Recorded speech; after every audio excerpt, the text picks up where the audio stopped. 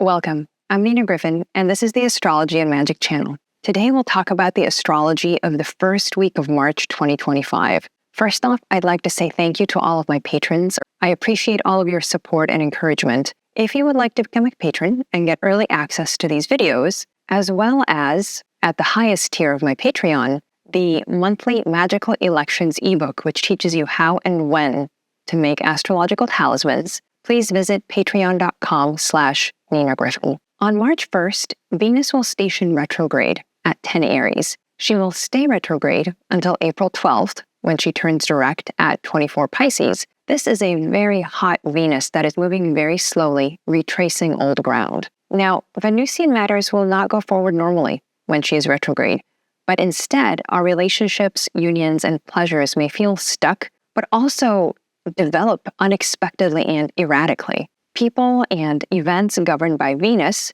will zag when we expect them to zig. Venusian things may get also a second lease on life during her retrograde period. Sometimes people say that this is the #1 transit for reconnecting with ex-partners. Venus tends to be brassy and bold in Aries, not patient or retiring or maidenly in any way.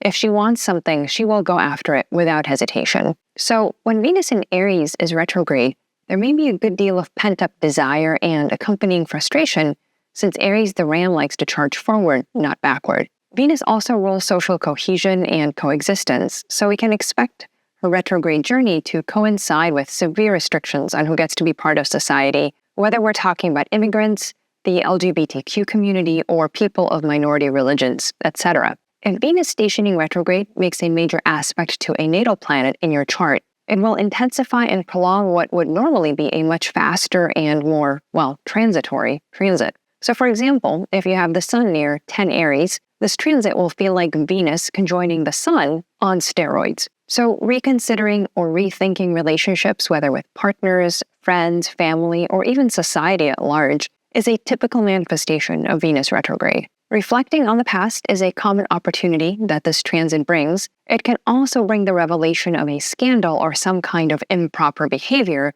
due to the weirdness and unusualness of Venus's retrograde motion. Now, March 1st and March 2nd, we have Mercury conjoining the North Node at 27 Pisces, and then immediately conjoining Neptune on March 2nd at 28 Pisces. Taken together, this will be somewhat similar to the Venus North Node Neptune conjunction in Pisces that we saw in February. My expectation is that there will be a great deal of drama and distraction around issues involving commerce, trade, education, and research, since those are all mercurial fields. As with all things involving Neptune and the North Node in Pisces, it's hard to see the fire for the immense amount of smoke and confusion. My advice for these transits across Neptune and the North Node right now is frankly to postpone your panic and don't take what you hear too literally or as the last word.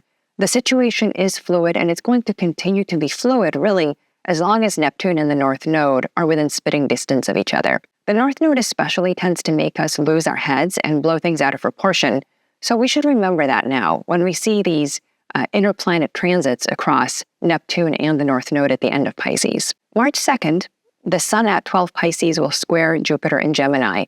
Now, this is a received square, and therefore it's a strong and constructive combination, even though it's a square, which is a tense aspect. Now is the opportunity for us to seek truth and enlightenment. Of course, it's always the right time to be a lover of truth, a philosopher, quite literally, but now we can actually make some progress and get clarity on not only issues in our daily life, but deeper issues that have concerned us for a long time.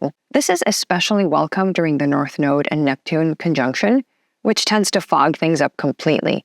So in our spiritual practice, now is the moment to pray for illumination and enlightenment for ourselves and for others. Here's our chance to be a little bit less foolish than we usually are. March 3rd, Mercury will enter Aries. Now, Mercury will spend a good amount of time in Aries because he'll turn retrograde soon, joining his inferior planet friend, Venus. And Mercury in Aries, when retrograde, will delay negotiations, business deals, and communications, again leading to significant frustration since Aries and backward motion don't really belong in the same sentence. For now, Mercury's merely slowing down, and he represents all mercurial dealings that appear to be grinding to a halt. It's not ideal if we want things to move forward. We don't always want things to move forward, but if we do, this is a major theme of the first part of 2025.